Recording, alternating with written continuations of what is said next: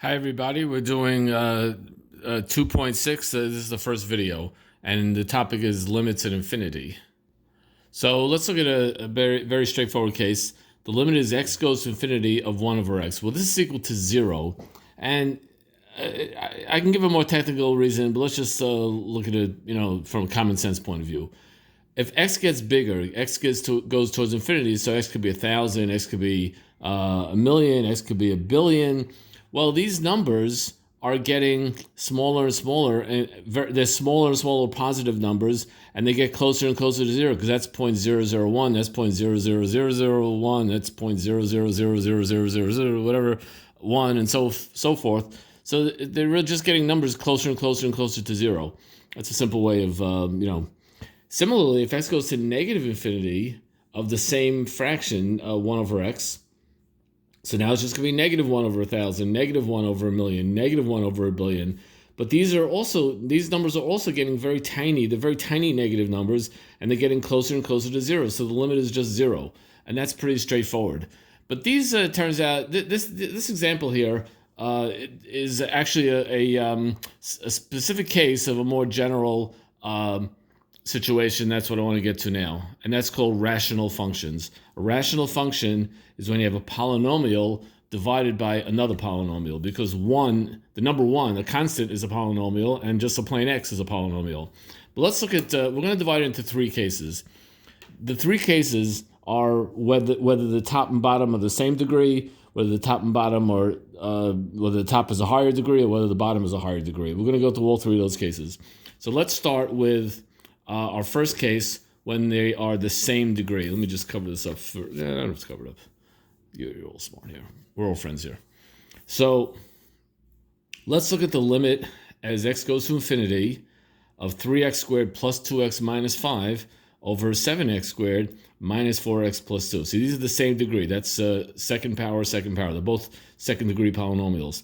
Well, what I'm going to do now, this is equal to that. By the way, I want you to pause the video for a second and tell me, why is this equal to that?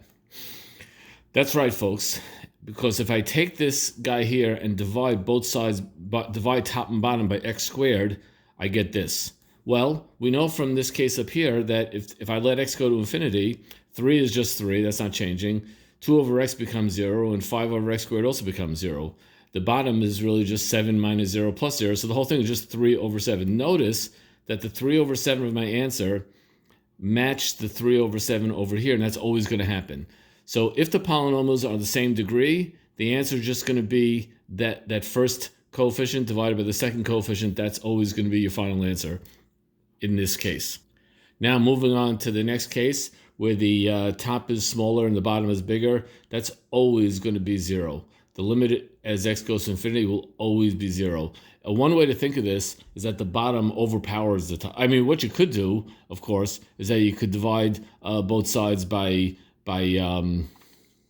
x squared, top and bottom by x squared, and you're going to get a zeros on top, and you're going to get you're going to get zeros on top, and you're going to get an x on the bottom. That's one way you could do it.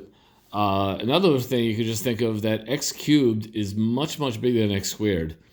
And it's like 1,000 versus 100, and therefore it's like as x gets bigger and bigger and bigger, the difference becomes like having a flea on top and an elephant on the bottom. That's kind of what's happening, and that winds up being 0. And now finally, let's go into the third case. The third case, which is where the top is a higher degree.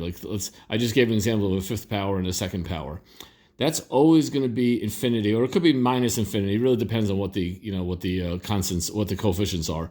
But whenever I have if the top power is bigger and the bottom power is smaller, degree I should say, then it's always going to be infinity, possibly positive, possibly negative. That depends on the actual numbers. Let's do an example. So here we have an example of x squared minus 3 over 2x minus 4. So again, we have a polynomial. The top is a higher degree, and what I'm going to do is this is equal to that. And I'm going to ask you if you can figure out mysteriously where I got this from. But meanwhile, once I let x go to infinity, so x over 2 is just infinity. The 1 is just the 1, and this whole thing becomes 0, which we saw before. Well, infinity plus 1 plus 0, that's just infinity. So, and in this case, it's positive infinity. Now, how did I get from here to here algebraically? What algebra did I do to get from this to that? Well, I'll tell you what I did. I did polynomial division. I took x squared plus 0x minus 3, that goes inside the box, and 2x minus 4 goes outside. What times 2x gives me x squared? That's x over 2. And so then I take x over 2, multiply it by the minus 4, I get minus 2x. Then I subtract the whole thing. That becomes a 0 minus negative 2x becomes positive 2x. Bring down the minus 3. What times 2x is going to equal 2x? The answer is 1. 1 times 2x is 2x. 1 times negative 4 is negative 4. Now I subtract the whole thing, and I get plus 1. That 1 is my remainder, but I always write the remainder. It's remainder over the whatever this thing is. I forget if that's called the quotient or the dividend or the divisor or whatever they call it. I don't remember. To be honest, I never can remember the names of these things. But either way, this is what we get. So this here is equivalent to that original guy there. And you see that when x goes to infinity, this whole thing just becomes infinite. And that, my friend, is that.